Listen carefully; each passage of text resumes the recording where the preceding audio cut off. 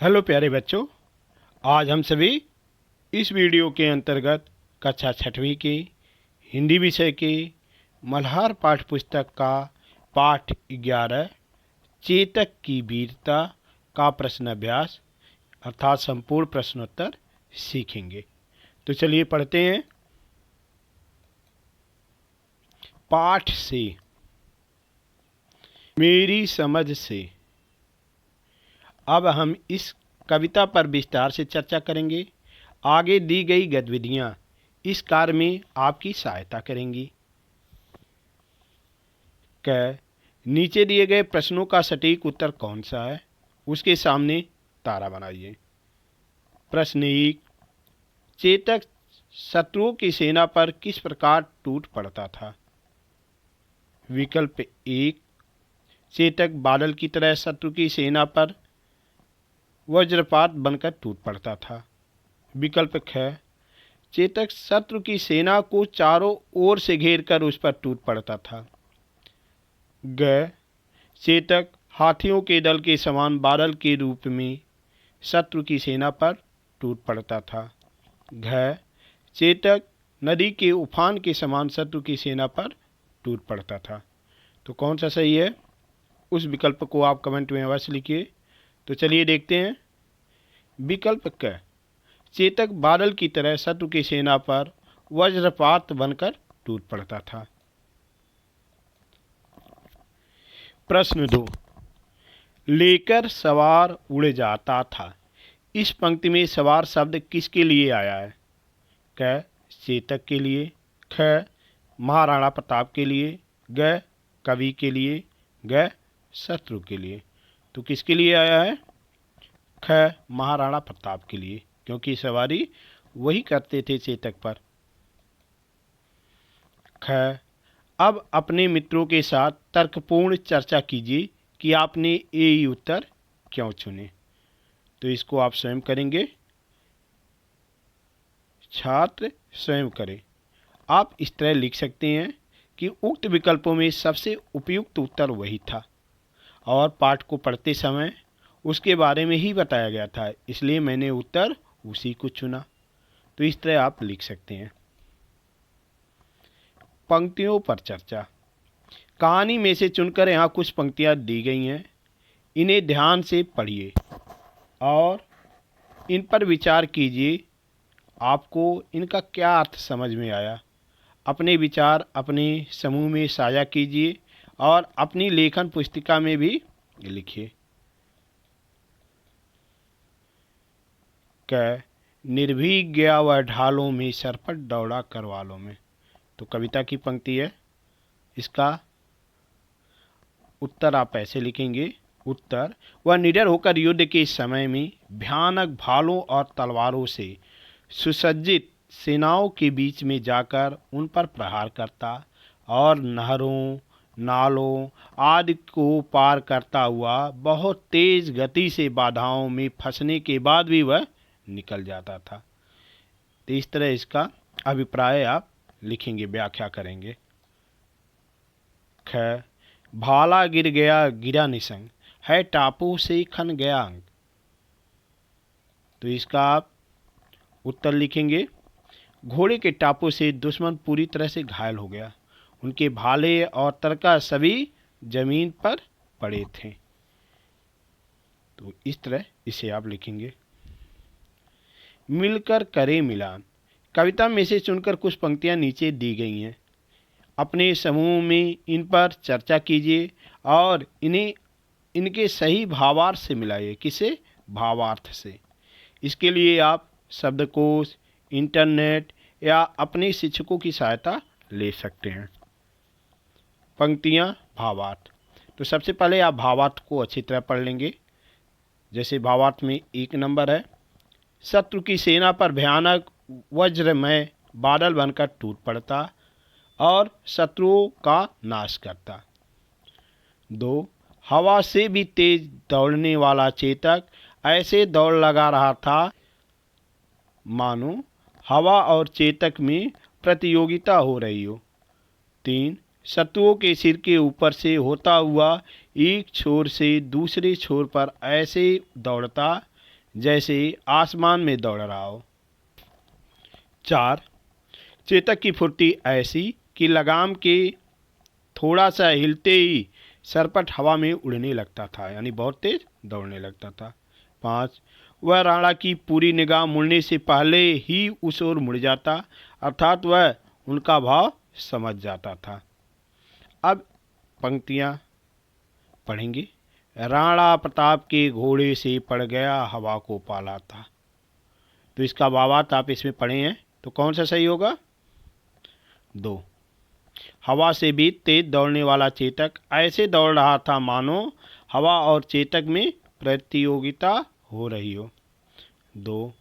वह दौड़ रहा अरिमस्तक पर था, आसमान पर घोड़ा था। इसका उत्तर 3. शत्रुओं के सिर के ऊपर से होता हुआ एक छोर से दूसरे छोर पर ऐसे दौड़ता जैसे आसमान में दौड़ रहा हो। तीसरे का, जो तनिक हवा से बाग हिली लेकर सवार उड़ जाता था। 4 के साथ मिलान हुआ। चेतक की फुर्ती ऐसी कि लगाम के थोड़ा सा हिलते ही सरपट हवा में उड़ने लगता था। राणा की पुतली फिरी नहीं तब तक चेतक मुड़ जाता था। इसका भावार्थ है, यह राणा की पूरी निगाह मुड़ने से पहले ही उस ओर मुड़ जाता, अर्थात वह उनका भाव समझ जाता था। 5. विकराल वज्रमय बादल सा अर की सेना पर घार गया। इसका मिलान करेंगे। शत्रु की सेना पर भयानक वज्रमय बादल बनकर टूट पड़ता और शत्रुओं का नाश करता। तो ऐसे इसका मिलान आप करेंगे। शीर्षक, यह कविता हल्दी घाटी शीर्षक काव्यकृत का एक अंश है। किसका? हल्दी घाटी का।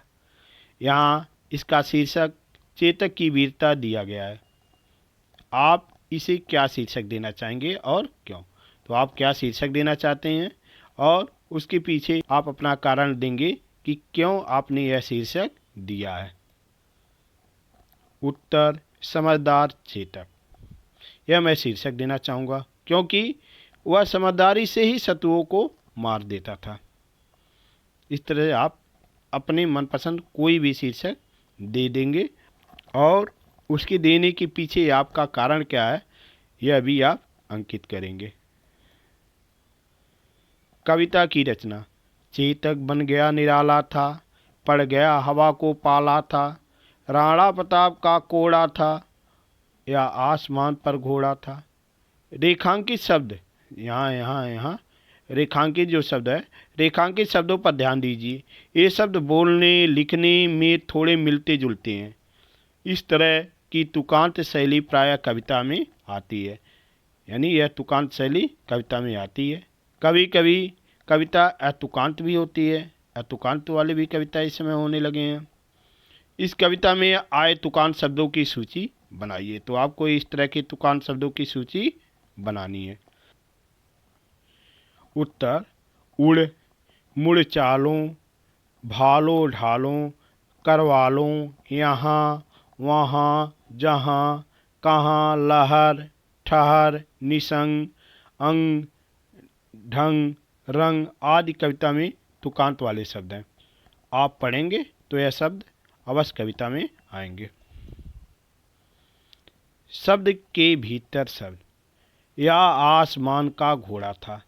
आसमान शब्द के भीतर कौन कौन से शब्द छिपे हैं, यानी आसमान के अंदर कौन कौन से शब्द हैं जिसे आप बना सकते हैं, जैसे आस, समान, मान, सम, सम, आन, नस आदि। अब इसी प्रकार कविता में से कोई 5 शब्द चुनकर उनके भीतर के शब्द खोजिए। तो उत्तर, चौकड़ी, कड़ी, चौक, चौड़ी।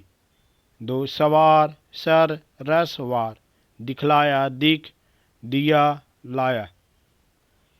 बादल, दल, बाद, बाल। ऐसे आप इसे लिखेंगे। पाठ से आगे। आपकी बात। जो तनिक हवा से बाग हिली लेकर सवार उड़ जाता था। हवा से लगाम मिली और घोड़ा भाग चला। कविता को प्रभावशाली बनाने में इस तरह के प्रयोग काम आते हैं। कविता में आए ऐसे प्रयोग खोजकर परस्पर बातचीत करें। तो इस तरह का प्रयोग कविता में जो आया है उसे आपको ढूंढना है। जैसे उत्तर, कविता में इस प्रकार के अन्य प्रयोग। 1, रण बीच चौकड़ी भर भर कर चेतक बन गया निराला था।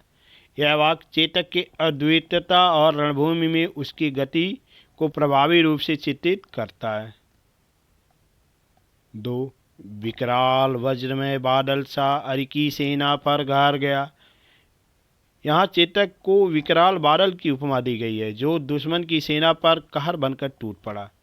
इन प्रयोगों का उद्देश्य कविता को अधिक सजीव, प्रभावी और कल्पनाशील बनाना है। ऐसे प्रयोग पाठकों को कल्पना में दृश्य उत्पन्न करने में मदद करते हैं। यहाँ कल्पनाशीलता का प्रयोग यहाँ किया गया। ख, कहीं भी किसी भी तरह के युद्ध नहीं होना चाहिए। इस पर आपस में बातचीत कीजिए। इस मुद्दे पर आप सभी आपस में बातचीत करेंगे। आप लिख भी सकते हैं।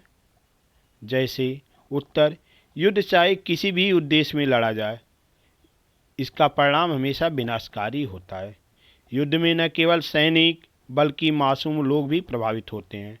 शांति और संवाद से किसी भी समस्या का समाधान निकाला जा सकता है। 1, युद्ध के दुष्परिणाम। जान माल की हानि होती है, आर्थिक नुकसान होता है तथा समाज और संस्कृति पर नकारात्मक प्रभाव पड़ता है। 2, शांति का महत्व। शांति का क्या महत्व है? संवाद, बातचीत कर सकते हैं। समझौते और कूटनीति से समस्याओं को हल करना, मानवता और नैतिकता को बढ़ावा देना। तो निष्कर्ष के रूप में हम कह सकते हैं कि कहीं भी किसी भी स्तर पर युद्ध टालने के लिए हमेशा प्रेम, समझ और सहयोग का रास्ता अपनाना चाहिए। चेतक की वीरता से प्रेरणा लेकर हमें अपने कौशल और साहस का उपयोग मानवता की सेवा के लिए करना चाहिए। इस तरह इसका उत्तर आप देंगे। समानार्थी शब्द। कुछ शब्द समान अर्थ वाले होते हैं, जैसे है, अस और घोड़ा। इन्हें समानार्थी शब्द कहते हैं, यानी एक अर्थ को बताने वाले। यहाँ पर दिए गए शब्दों से उस शब्द पर घेरा बनाइए जो समानार्थी न हो। किस पर बनाना है? जो समानार्थी न हो, यानी जो समानार्थी होगा उस पर नहीं बनाना है। जैसे शब्द यहाँ दिए हुए हैं। नंबर 1, हवा, अनल, पवन, ब्यार।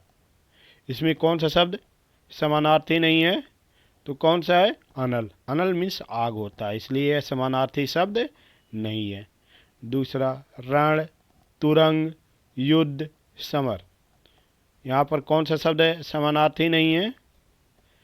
तुरंग, क्योंकि तुरंग मीन्स क्या होता है? घोड़ा। बाकी सब एक ही अर्थ वाले हैं। 3, आसमान, आकाश, गगन, नभचर। इसमें कौन सा समानार्थी शब्द नहीं है? नभचर, क्योंकि नभचर मीन्स चिड़िया पक्षी आते हैं। 4, नद, नाद, सरिता, टटनी। इसमें समानार्थी पद कौन सा नहीं है? तो नाद है। नाद मीन्स ध्वनि होता है, इसलिए यह नदी का समानार्थक शब्द नहीं है। करवाल, तरवाल, आसी, ढाल। इसमें कौन सा समानार्थी शब्द नहीं है? तो क्या होगा? ढाल। ढाल क्योंकि रोकने के काम आता है। बाकी सब तलवार के पर्यायवाची शब्द हैं। तो इस तरह आप इसे करेंगे। आज की पहेली बूझो तो जाने। 3 अक्षर का मेरा नाम, उल्टा सीधा एक समान। दिन में जगता रात में सोता, यही मेरी पहचान। दिन में जगता रात में सोता, यही मेरी पहचान। और कितने अक्षर का नाम है? 3 अक्षर का। उल्टा सीधा एक समान हो, चाहे उल्टा करो या सीधा करो, वह कैसे होता है? एक समान। तो क्या उत्तर हो सकता है इसका? जल्दी सोचो और कमेंट में आप लिख दो। चलिए देखते हैं इसका उत्तर क्या होगा। नयन। एक पक्षी ऐसा अलबेला, बिना पंख उड़ रहा अकेला, बिना पंख उड़ रहा अकेला। बांध गली में लंबी डोर, बांध गले में लंबी डोर, पकड़ रहा अंबर का छोर। ठीक, तो ये क्या हो सकता है? हाँ, आपका उत्तर सही है। सही उत्तर है पतंग। रात में हूँ दिन में नहीं, दिए के नीचे हूँ ऊपर नहीं, बोलो बोलो मैं हूँ कौन। हाँ, क्या हो सकता है? अंधेरा। मुझ में समाया फल फूल और मिठाई, सबके मुंह में आया पानी मेरे भाई। तो ऐसा कौन सा शब्द है जिनमें फूल फल और मिठाई सम्मिलित है? क्या उत्तर हो सकता है? गुलाब जामुन। गुलाब फूल हो गया, जामुन फल हो गया, और दोनों को मिला दिया जाए गुलाब जामुन क्या हो जाएगा? मिठाई। तो यह उत्तर सही है। सड़क है पर गाड़ी नहीं, जंगल है पर पेड़ नहीं, शहर है पर घर नहीं, समंदर है पर पानी नहीं। तो क्या हो सकता है? मानचित्र, क्योंकि उसमें सड़क रहती है, जंगल भी रहता है, शहर भी रहता है और समंदर भी रहता है, लेकिन वह वास्तविक नहीं होता है। तो इस तरह इसको उत्तर आप लिखेंगे, देंगे। खोजबीन के लिए प्रश्न 1, महाराणा प्रताप कौन थे? उसके बारे में इंटरनेट या पुस्तकालय से जानकारी प्राप्त कर लिखिए।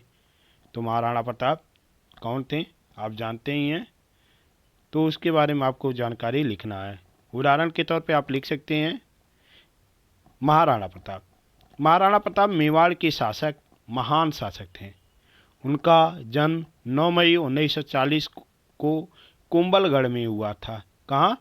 कुंभलगढ़। वे राणा उदय सिंह द्वितीय और रानी जयवंताबाई के पुत्र थे। जयवंताबाई के वह क्या थे? पुत्र थे। महाराणा प्रताप ने मुगलों के सम्राट अकबर के खिलाफ बहादुरी से लड़ाई लड़ी। हल्दी घाटी का युद्ध 1576 उनकी वीरता का सबसे बड़ा उदाहरण है। कब लड़े थे? 1576 में, जिस पर कविता बनी हल्दी घाटी। उसी का अंश है चेतक की वीरता। उनका घोड़ा चेतक उनके साहस और संघर्ष का प्रतीक था। वे स्वतंत्रता और स्वाभिमान के प्रतीक माने जाते हैं। महाराणा प्रताप ने जीवन भर स्वतंत्रता के लिए संघर्ष किया और 19 जनवरी 1597 को उनका देहांत हो गया। इस तरह से आप संक्षिप्त परिचय लिख सकते हैं। प्रश्न 2, इस कविता में चेतक एक घोड़ा है। पशु पक्षियों पर आधारित 5 रचनाओं को खोजिए और अपनी कक्षा की दीवार पत्रिका पर लगाइए। तो आपको पशु पक्षी पर आधारित 5 रचना खोजकर लिखना है। उदाहरण के तौर पे आप लिख सकते हैं पशु पक्षियों पर आधारित 5 रचना। 1 नीलकंठ महादेवी वर्मा का, 2 गौरा महादेवी वर्मा का, गिल्लू महादेवी वर्मा का, 4 वह चिड़िया जो स्मितानंद पंत का, चालाक लोमड़ी पंचतंत्र की कहानी। इस तरह से सुझाव, इन रचनाओं को पढ़कर समझें और उन्हें दीवार पत्रिका पर सजाएं। तो वहाँ डिस्प्ले बोर्ड पे जो पीछे है वहाँ पर इसे लगा भी सकते हैं। धन्यवाद। आज बस इतना ही, फिर मिलते हैं अगले वीडियो में।